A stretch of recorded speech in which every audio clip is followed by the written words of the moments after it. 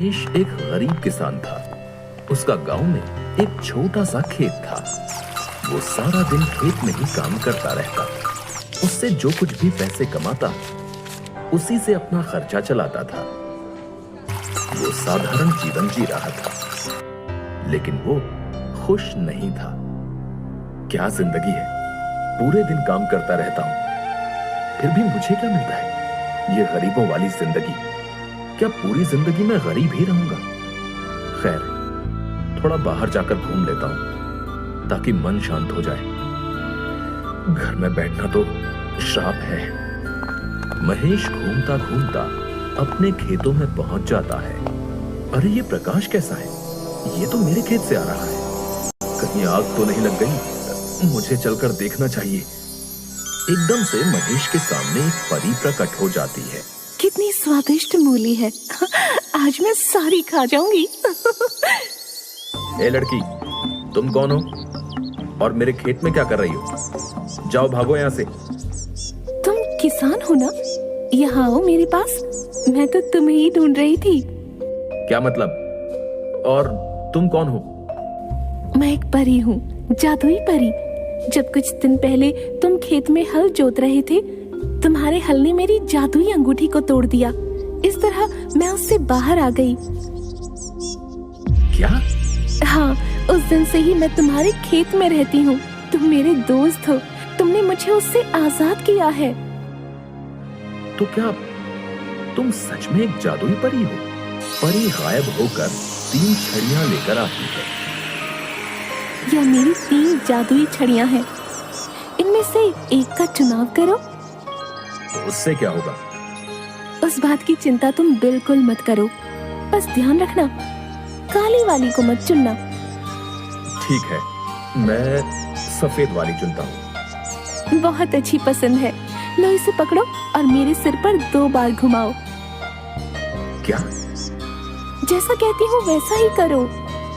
ठीक है, जैसा तुम कहो। महेश परी के ऊपर छड़ी घुमाने के बाद, हाँ, अच्छा किया। अब तुम घर जाओ, तुम्हारी इच्छा पूरी हो जाएगी। ये सब सुनकर महेश अपने घर चला जाता है। अगली सुबह जब महेश की आंख खुली, अरे ये संदूक यहाँ कहाँ से आ गई? इसे यहाँ कौन छोड़ गया? मैं खुद ही देखता हूँ। जरा देखो तो क्या है इसमें?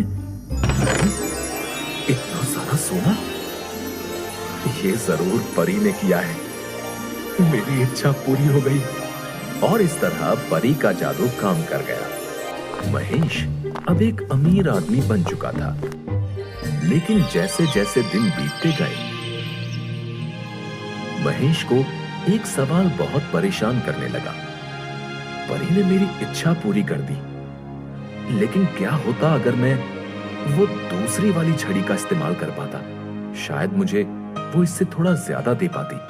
मुझे दूसरी वाली छड़ी ही चुननी चाहिए थी। ये सोना तो एक ना एक दिन खत्म हो जाना है। मुझे आज रात खेत में जाकर परी को दोबारा ढूंढना चाहिए। महेश रात में दोबारा अपने खेतों में जाता है परी को ढूंढने के लिए। वो रही परी, वो रही। महेश मेरे दोस्त, मुझे पता था तुम जरूर आओगे। क्या तुम्हें पता था? हाँ हाँ, पता था। बोलो, तुम्हें क्या चाहिए? बहन परी, तुमने मेरी पहली इच्छा बड़ी ही आसानी से पूरी कर दी। मैंने तुम्हें सबसे कीमती चीज तुम्हारी आजादी दिलाई थी। उसके बदले में तो कुछ बड़ा मिलना चाहिए। मिलेगा। बताओ तुम्हें क्या चाहिए? मुझे दोबारा छड़ी चुनने का मौका दो।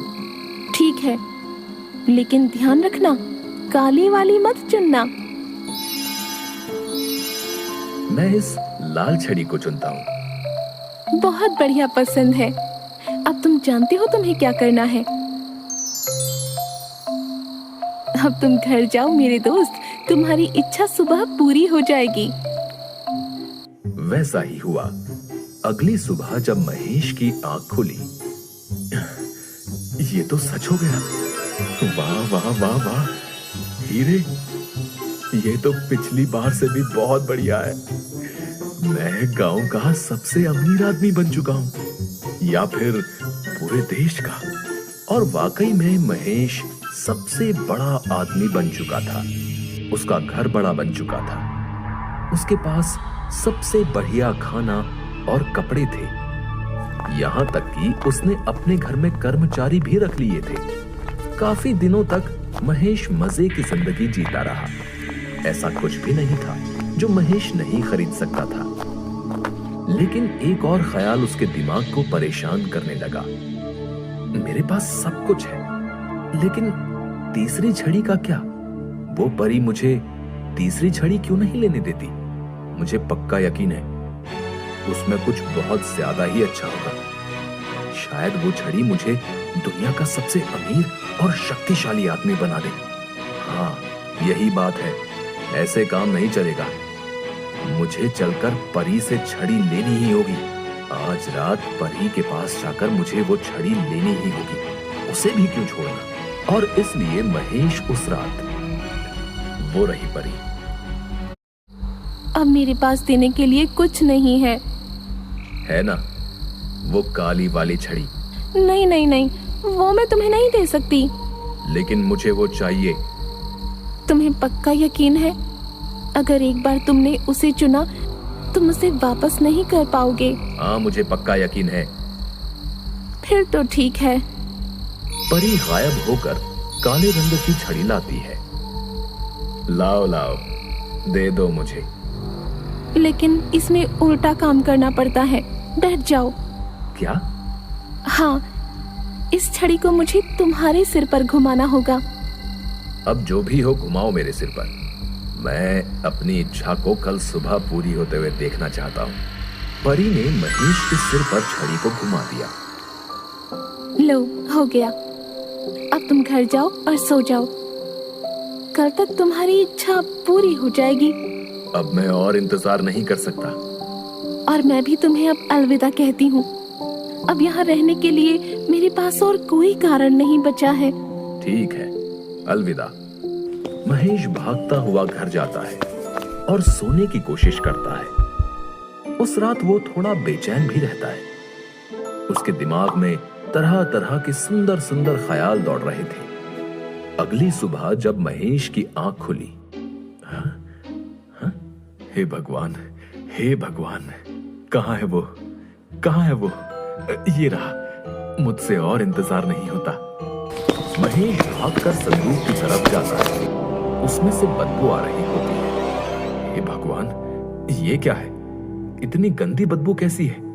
हो ना हो इस संदूक में तो सिर्फ कचरा भरा हुआ है।